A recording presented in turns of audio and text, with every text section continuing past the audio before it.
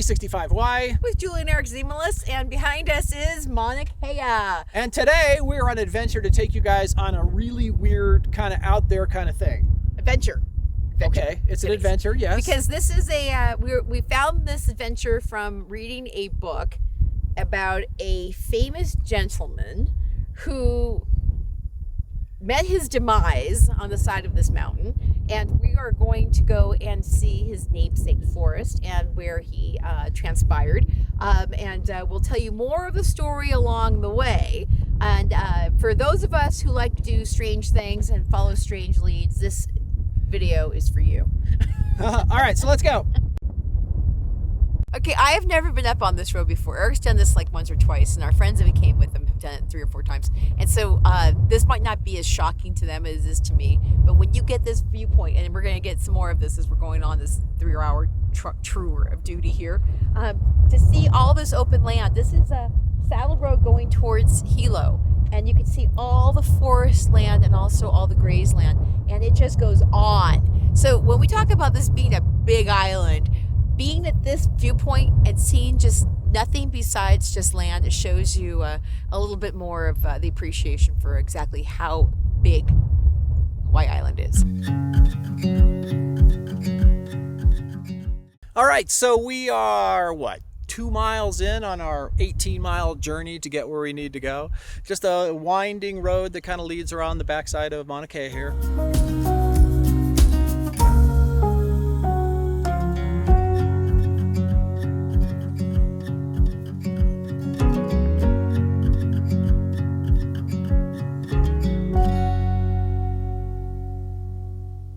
So the story started actually with Eric and I going to Pu'ulu Valley, and we were going to walk down, and there was a caretaker there, and he was telling us why they had cut the trail off to the farthest most part of the trail to the bench. And he said, you never know what could happen out there. People might get killed by a feral bull. And that's when I'm like, what? If you guys actually go to Pu'ulu Valley, and there are feral cows down in the valley, but I was thinking, who the heck has ever been actually murdered by a feral cow on the Big Island? So I went home and I Googled it, and lo and behold, somebody actually died from being gored by a feral cow. And that gentleman is Dr. David Douglas. And what's kind of famous about him is that he was a botanist, and you might know him because his namesake is the Douglas fir tree. Well, that got me intrigued, so I had to learn more about what happened, and we'll tell you more as we continue on.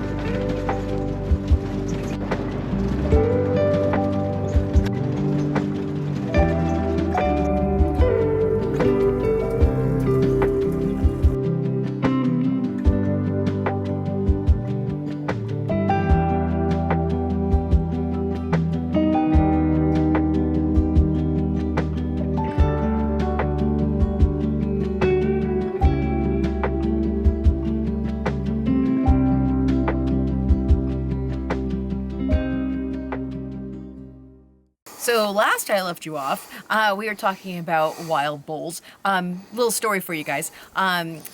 George Vancouver of Vancouver Island fame in Vancouver around the world, an explorer, actually came to Hawaii Island, and he had brought longhorn cattle as a gift to King Kamehameha. So King Kamehameha basically put a kapu, a taboo, against killing the cattle, and what happened was they flourished along the sides of Mauna Kea, and it got to the point where they were actually getting too happy and started actually hurting people, and it was time to tame the bovine. So that's when the idea of the Paniolas came into play, when they went to Mexico and got some vaqueros and came over here, and the vaqueros taught the Hawaiians how to ride the horses and gather the cattle, and that's where the Paniolas were created. So this area was known for a lot of the cattle just kind of being out here feral.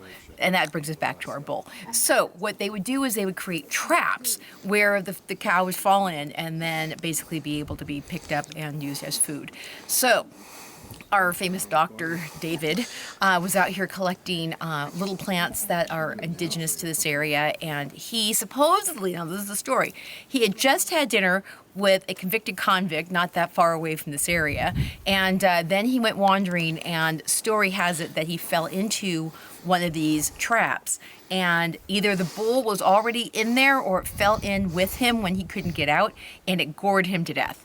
So maybe upon hearing the screams of Dr. David Douglas, the gentleman that he had just recently seen saw him. He was dead, and he actually picked up the body and took it to local missionaries. And because of this guy's storied past, they assumed that he had been murdered. This convicted convict guy never got this expunged from his, his background. Everyone always thought that he killed Dr. David. We don't know, but the concept is that this memorial that we're standing here now is where it happened, and that is what led us to driving all these miles in a variety of terrain to be able to show you where this story ends. So let's go take a look at it.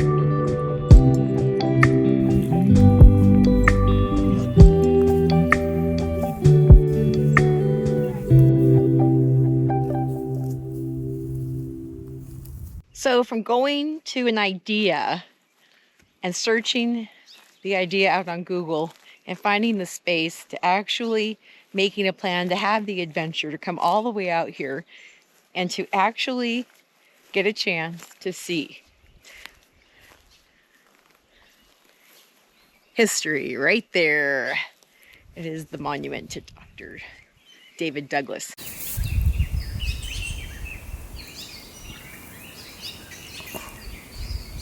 You know what? Besides being our poor friend's resting space, he picked a beautiful park to be found in because the birds are singing and it's totally quiet and you can hear the wind rustling through the trees and it's really, really quiet out here. It's another kind of paradise. To go with the memorial, they planted Douglas fir trees. You don't see a lot of those in Hawaii, but here's a small growth of them as a memory of Mr. Douglas.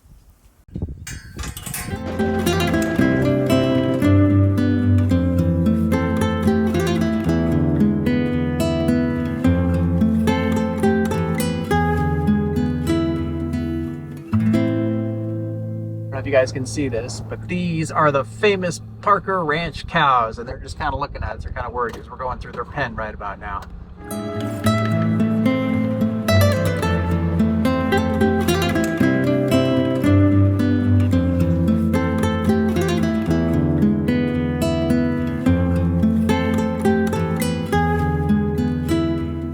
All right, in true 365 fashion, we are late. It took us a long time to go through that thing. It's 3:15 now. We started our journey around 9 a.m. So it's been a long day. We're taking you guys now to the Fish and the Hog for lunch, dinner, or something like that.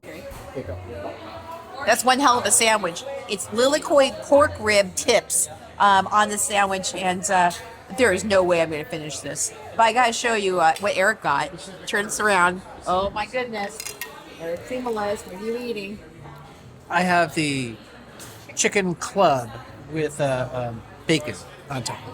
All right, so that was a good time there at the Fish and the Hog, and I'm definitely, I'm well fed, as the saying goes. Fat and happy. So, and we were very happy to have our friends join us on this epic adventure because you know what, we spent on like 6.5 hours out there, and it was a place. It was, you know what, you guys, epic experience to see what the Big Island has to offer. Every temperate zone, I think, was touched upon. That's right. Drive. And I was going to say the drone footage was flying through the koa trees, in case you didn't know that. Yep. So that was really cool. Right. And so as we wrap this up, I think that we had enough adventure today that we have like for the next 6 months. Yep. But I wanted to make sure you guys know that if you go to 365hawaiiliving.com, you can get information about more things that are happening on this island and also about buying real estate. We work with Keller Williams Realty Big Island, and if you join the Ohana, you get to be part of our email newsletter list, which will give you a calendar of events, updates on what's happening with the island and also with real estate. So do that, and also don't forget to subscribe and ring the bell. And with that, we say aloha.